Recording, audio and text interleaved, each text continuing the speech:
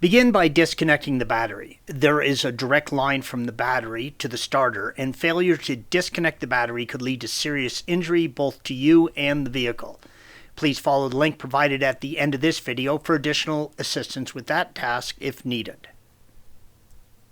The starter motor is located below the resonance tube, red arrow. You will need to first safely raise and support the vehicle. Then you will need to remove the engine cooling fan, rear wing, taillights, rear bumper cover, airbox, throttle body, perform a partial engine drop, and remove the resonance tube, red arrow.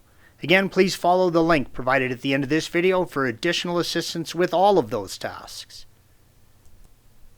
Locate the starter on the left side of the engine. We have removed the oil filler tube and the alternator for photographic purposes only, though it does give you a lot more room to work. Lift up on the cover over the electrical connections, red arrow, and remove it from the starter and the cables.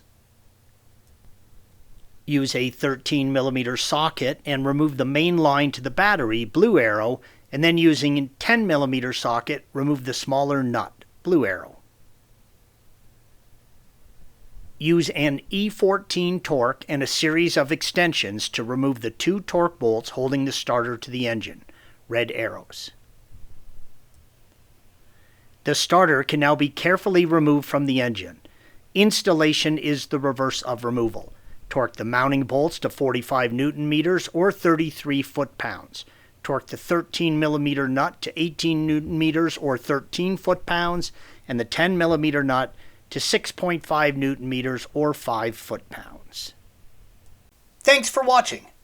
Be sure to subscribe to our channel and check out another video in this series.